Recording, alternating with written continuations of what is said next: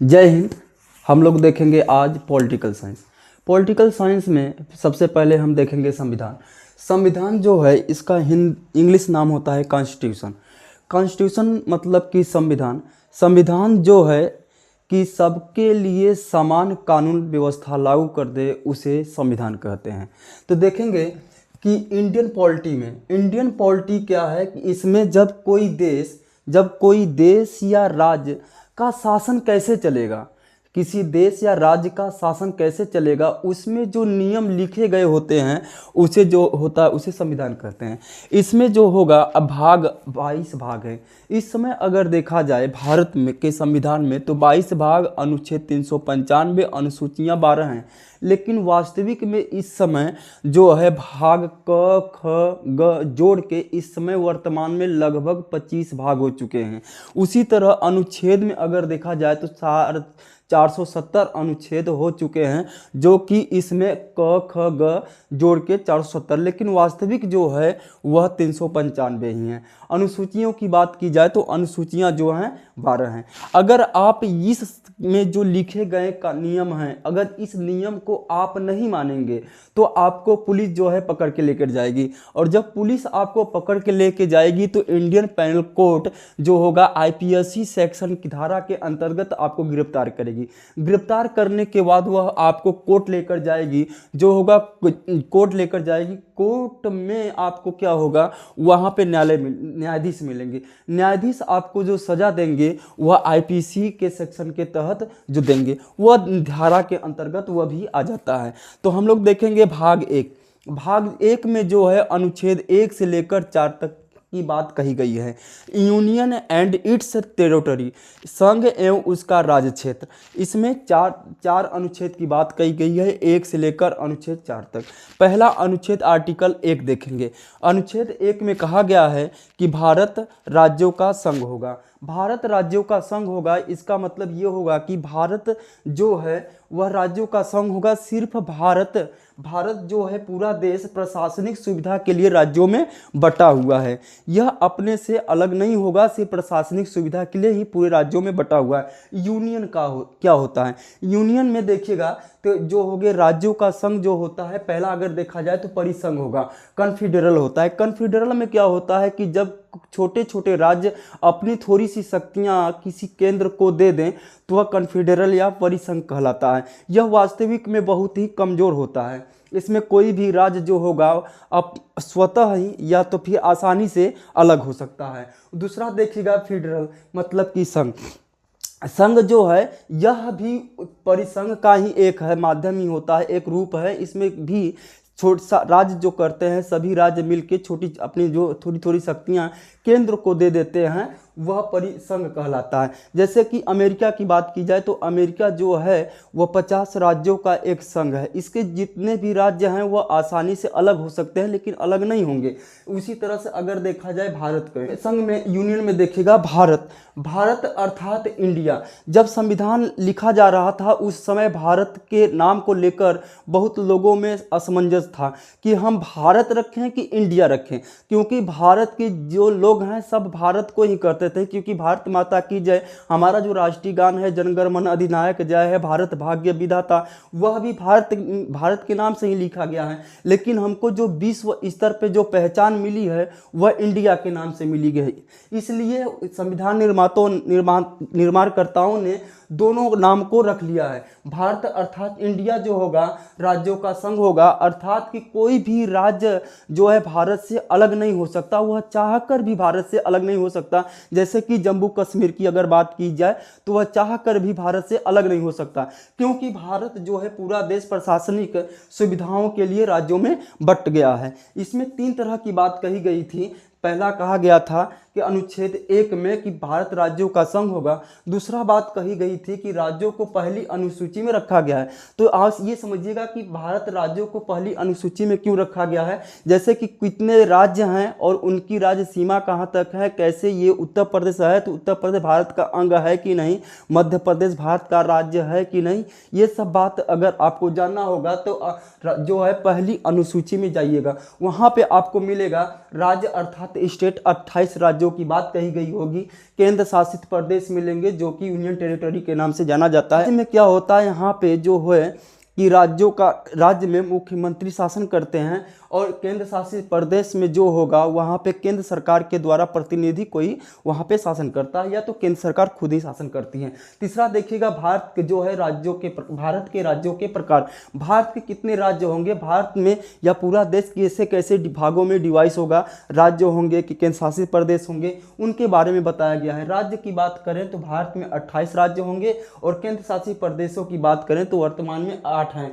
अर्जित क्षेत्र का मतलब ये है कि अगर भारत अगल बगल के किसी राज्य को अगर कब्जिया लेता है या तो फिर अर्जित कर लेता है तो उसकी संख्या यहाँ पे लिखी जाएगी। लेकिन वर्तमान में कोई भी भारत के ऐसे क्षेत्र नहीं है जो भारत ने अर्जित किया हो या तो कब्जा किया है।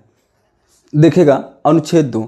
अनुच्छेद 2 में ये बताया गया है कि संसद जो वह विधि द्वारा उचित समझे संघ में नए राज्यों की स्थापना या उनका गठन कर सकता है। जैसे कि समझिएगा कि अगर संसद राष्ट्रपति को पूर्व सूचना के अनुसार जो ऐसा वह समझे, संसद नए राज्यों की स्थापना कर सकता है। पहले तो वह स्थापना करेगा, स्थापना करने के बाद जो वह मिला लेगा भारत में, उसके बाद उसका क्या करेगा, गठन करेगा। पहले वह शामिल करने के बाद वह क्या करेगा, गठन करेगा। जैसे कि समझिएगा कि सिक्किम पहले जो था वह भारत का अंग नहीं था। हम आज़ाद होने के बाद सिक्किम हमको 1974 में आया। 1974 में किया गया कि सिक्किम जो था पहले ये भारत का अंग नहीं था। इस पे जो है उसने 1974 में वो भारत नहीं मिलना चाहा, तो भारत के संविधान में 35वां संविधान संशोधन किया गया। 35वां संविधान संशोधन करने के बाद अनुच्छेद 2 का जोड़ा गया और उसके बाद सिक्किम जो है सहराज्य बना। जब सिक्किम सहराज्य बन गया तो उसने देखा कि बिना दिक्कत के वह पूरे भारत में कहीं भी आ जा सकता था। कोई भी नागरिक के सिक्किम को कोई भी दिक्कत नहीं होती थी। फिर वहाँ पे 16 मई 1975 को 36वां संविधान संशोधन किया गया और सिक्किम को भारत में मिला लिया गया और इस तरह सिक्किम जो है भारत का 22वां राज्य बन गया। देखिएगा अनुच्छेद 3, संसद जो है राष्ट्रपति के पूर्व अनुमति से भारत के किसी राज्य का नाम सीमा क्षेत्र में परिवर्तन कर सकता है। संसद को यह अधिकार है कि वह जो उचित समझे, अगर वह किसी राज्य को 2 भागों में बांटना चाहे, या तो उसकी सीमा परिवर्तित करना चाहे या तो उसका नाम संशोधन करना चाहे, तो वह संसद जो है वो राष्ट्रपति के पूर्व अनुमति से वह कर सकता है। क्योंकि अगर मान लीजिए कि अगर वह संसद जो है यह लिखित रूप से किसी राज्य से मांगे कि आपका नाम परिवर्तन किया जा रहा है उस राज्य के विधानमंडल से, तो वह राज्य चाहे समय से पहले वह मना कर सकता है, लेकिन उसकी बात जो होगी वह मान्य नहीं होगी। क्योंकि यह अनुच्छेद 3 के अंतर्गत यह संसद को अधिकार है कि वह किसी भी राज्य का सीमा परिवर्तन, नाम परिवर्तन या फिर उसके भूभाग किसी दूसरे राज्य को दिया जा सकता है। जैसे कि समझिएगा कि यह भारत है। इस भारत में यह जब 1947 में देश आज़ाद हुआ और उस समय बंटवारे का जो सीजन था, उस समय देखा गया कि यह जो है पूर्वी बांग्लादेश और यहाँ पे जो है पश्चिमी बंगाल, तो ये बांग्लादेश था, ये 2 भागों में बांटा गया। इधर का हिस्सा जो था इस समय जो बांग्लादेश है, उस समय वह पूर्वी बांग्लादेश और इधर वाला जो हिस्सा है यह पश्चिमी बांग्लादेश। तो इस समय जो था रेड क्लिफ ने 1947 में यहाँ से एक लाइन खींच दी थी। इसमें हुआ क्या था कि सबसे बड़ा मुद्दा ये हो गया था बेरूबारी का। उसमें बेरूबारी जो था यह पश्चिम बंगाल में पूर्वी बांग्लादेश में चला गया था या बांग्लादेश में चला गया था और यहाँ पे जो था यह सीमा थी। यहाँ पे सबसे ज़्यादा जो थे रहने वाले हिंदू ये बेरूबारी के क्षेत्र में, और यहाँ पे जो सीमा थी यहाँ पे मुस्लिम थे। तो यह हुआ कि इस क्षेत्र को बांग्लादेश को दे दिया जाए और इस क्षेत्र को भारत में, मतलब कि वहाँ की जो जनसंख्या है, बेरूबारी की जनसंख्या जो हिंदू हैं वह भारत में चले जाएं और इस क्षेत्र की जो संख्या मुस्लिम है वह बेरुबारी में चले जाएं। यहाँ पे 1960 में ऐसा किया जाना था, तभी तो विवाद हो गया और कहा कि आपको सिर्फ अनुच्छेद 3 के अंतर्गत अपने भूभाग के मतलब कि संघ का किसी भी राज्य का सीमा परिवर्तन, नाम परिवर्तन किया जा सकता है, लेकिन किसी भी विदेशी राज्य को आप भारत में शामिल अनुच्छेद 1 के तहत कर सकते हैं, अनुच्छेद 2 के तहत कर सकते हैं। भारत का किसी भी राज्य को आप विदेशी को नहीं दे सकते।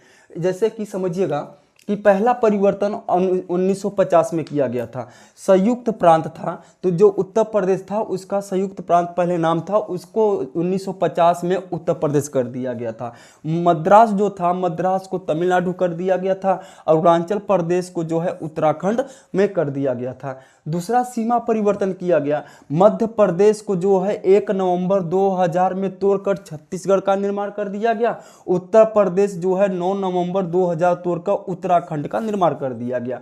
बिहार को भी तोड़ा गया था 15 नवंबर 2000 को, और बिहार से अलग हुआ था झारखंड। अनुच्छेद 4 में देखिएगा, अनुच्छेद 4 में कहा गया है कि अनुच्छेद 2 और 3 में किया गया संशोधन अनुच्छेद 368 के बाहर रखा गया है। इसका मतलब कि अनुच्छेद 2 और 3 में कोई भी संशोधन अगर करना होगा तो उसमें राष्ट्रपति की परमिशन या तो सिग्नेचर की जरूरत नहीं होगी। अनुच्छेद 368 में वह अनुच्छेद आते हैं कि अगर उसमें कुछ भी किया जाएगा तो उसमें राष्ट्रपति की सिग्नेचर की ज़रूरत होती है, उनके परमिशन की ज़रूरत होती है। आइए देखिएगा कैसे हमारा भारत, अखंड भारत जो है छोटे छोटे टुकड़ों में टूट गया। सबसे पहले 1893 में अफगानिस्तान जो था वह भारत से अलग हुआ था। वहाँ से एक रेखा खींची गई थी जिसे डुरंड रेखा कहा जाता है। अगला जो टूटा भारत, जो दूसरा अखंड भारत टूटा, वह म्यांमार और वर्मा के माध्यम से टूटा। यह 1935 में जो है भारत से अलग हुआ था।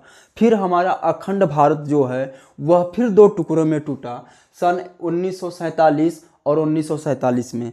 एक बना पाकिस्तान और एक बना पूर्वीय बांग्लादेश अर्थात बांग्लादेश।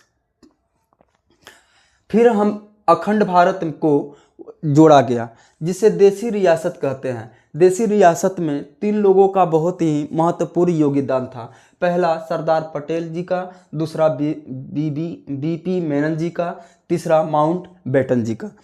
उस समय जब अंग्रेज हमको छोड़ के जाने वाले थे तो उस समय उन्होंने 3 कंडीशन रखा था कि कोई भी राज्य जो है वह तो या तो पाकिस्तान में मिलना चाहे तो पाकिस्तान के साथ चला जा सकता है, भारत में रहना चाहे तो भारत में रह सकता है, या तो फिर वह स्वतंत्र रहना चाहता है तो वह स्वतंत्र रह सकता है। तो सरदार पटेल जी ने किया क्या, 552 रियासत थी, सभी को लगभग मिला लिया था, जिसमें से 3 रियासत ऐसी थी जो वह मिलना नहीं चाहते थे। पहला जो था वह जूनागढ़ की अगर बात करें तो यह जूनागढ़ जो था वह पाकिस्तान, यह गुजरात में स्थित है और यह पाकिस्तान में मिलना चाहता था। लेकिन यहाँ का जो राजा था वह मुस्लिम था, यहाँ की जो जनता थी वह हिंदू थी। लेकिन हुआ क्या, यहाँ पे जनमत संग्रह कराया गया। जनमत संग्रह जब कराया गया तो सभी जनता जो थी वह भारत के पक्ष में थी, अर्थात यहाँ पे जनमत संग्रह के माध्यम से जूनागढ़ को भारत में मिला लिया गया। अगला जो था वह हैदराबाद था। हैदराबाद का जो निजाम था वह पाकिस्तान में मिलना चाहता था, लेकिन यहाँ पे क्या किया गया, आर्मी, सरदार पटेल जी ने आर्मी को पुलिस की वर्दी पहनाकर ऑपरेशन पोलो के माध्यम से हैदराबाद को भारत में मिला लिया। तीसरा जो था वह जम्मू कश्मीर था। जम्मू कश्मीर की पूरी जनता जो थी मुस्लिम थी, वहाँ के जो राजा थे हरि सिंह थे। हरि सिंह वह न तो भारत में मिलना चाहते थे और न ही पाकिस्तान में मिलना चाहते थे। फिर हुआ क्या, वहाँ पे पाकिस्तानी जो आतंकी वगैरह थे उन्होंने जम्मू कश्मीर पे आक्रमण कर दिया और भाग के जो थे हरि सिंह राजा वहाँ के आए पंडित जवाहरलाल नेहरू के पास। फिर उन्होंने 1947 26 अक्टूबर 1947 में पत्र विलय के माध्यम से, जो सरदार पटेल जी ने पत्र विलय के माध्यम से करवा के और भारत में जम्मू कश्मीर को मिला लिया था। देखिएगा, देसी रियासत को मिलाने के बाद भारत में जो है राज्यों को भाग ए, भाग बी, भाग सी और भाग डी में बांट दिया गया था। जो भाग ए में राज्य थे वहाँ पे के जो अंग्रेज़ों का शासन था, जो अंग्रेज के कब्जे में थे, उन राज्यों को भाग एक में रखा गया, मतलब कि ए में रखा गया। और जहाँ पे उस समय जो देसी रियासत थी, मतलब कि राजा थे, और लेकिन वह अंग्रेज़ों के पक्ष में रहते थे, जी हुजूरी करते थे, उनको उन 9 राज्यों को भाग बी में रखा गया था। और भाग सी में कमिश्नरी को रखा गया था जो लंदन से आए हुए थे, लेकिन वह अंग्रेज ही थे, ठीक है, और उनको कमिश्नरी में रखा गया था। इस तरह से भारत में कुल 10 राज्य थे। और भाग डी में यूटी अंडमान निकोबार द्वीप समूह को रखा गया था, जो अकेला ही था। देखिएगा, सर्वप्रथम राज्यों के भाषा के आधार पर गठित होने के लिए मांग शुरू हो गई थी 1948 में। तो उस समय यस्केधर को जून 1948 में भाषाई प्रांत का अध्यक्ष नियुक्त किया गया और इनसे कहा गया कि आप ये बताइएगा कि क्या भाषा के आधार पर किसी भी राज्य का पुनः गठन किया जा सकता है कि नहीं। फिर उन्होंने दिसंबर 1948 को अपनी रिपोर्ट दी और कहा कि राज्य का विभाजन जो है भाषा के आधार पर नहीं किया जा सकता, बल्कि प्रशासनिक सुविधा के आधार पर होना चाहिएगा। पंडित जवाहरलाल नेहरू, किताबी सीतारमैया और सरदार वल्लभ भाई पटेल समिति 1948 में गठित की गई। इन्होंने अपना रिपोर्ट 1949 में दिया। इन्होंने भी कहा कि किसी भी राज्य का भाषा के आधार पर पुनः गठन नहीं किया जा सकता। जैसे ही इन्होंने कहा, इसका विरोध हुआ, पूरे मद्रास में इसका विरोध होना चालू हो गया और मद्रास के एक नेता थे, रामुल्लू थे, इन्होंने अनशन पे बैठ गए और अनशन पे ये 1-2 दिन तक नहीं बैठे, पूरे 56 दिन तक बैठ गए और 56 दिन के बाद इनकी क्या हुई, मृत्यु हो गई। जैसे ही इनकी मृत्यु हुई, पूरे मद्रास में क्या हुआ, विद्रोह हो गया। और जैसे ही विद्रोह हो गया तो हानन पानन में क्या किया गया, पंडित जवाहरलाल नेहरू ने मद्रास से आंध्र प्रदेश को जो तेलुगु भाषा बोलने वाले थे उनको अलग कर दिया गया। 1 अक्टूबर 1953 को मद्रास से आंध्र प्रदेश को अलग कर दिया गया, जो कि आंध्र प्रदेश भाषा के आधार पर गठित होने वाला भारत का पहला राज्य था।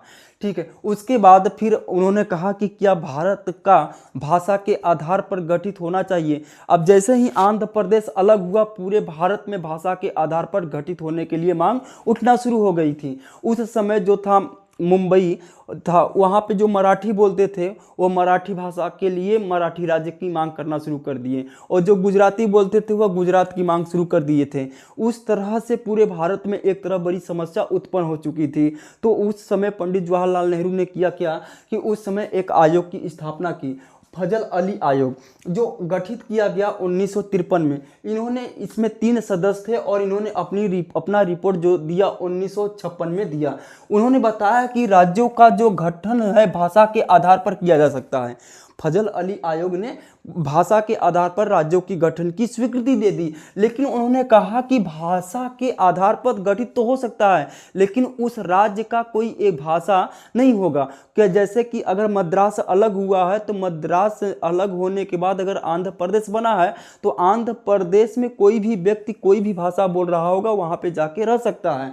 फिर 1 नवंबर 1956 को संविधान का 7वां संविधान संशोधन किया गया और राज्यों का जो है पुनः गठन किया गया। जो राज्य इस समय ABCD थे इनको सबको खत्म किया गया और कुल 14 राज्य और 6 केंद्र शासित प्रदेश को बनाए गए। फिर उसके बाद 1966 में एक शाह आयोग आया और शाह आयोग में पेप्सू जो है Patiala and east Punjab state union था, इसको भी तोड़ दिया गया। जो हिमालय पर्वत वाला था, पहाड़ी इलाका था, हिमाचल प्रदेश, जो पहाड़ी वाला इलाका था उसको हिमाचल प्रदेश। इस समय वर्तमान में अगर राज्यों की बात की जाए तो जो टोटल स्टेट हैं वह 28 हैं और यूटी की बात अगर की जाए तो इस समय वर्तमान में 8 हैं। फिर हम लोग मिलेंगे अगले वीडियो में। ठीक, तब तक के लिए जय हिंद।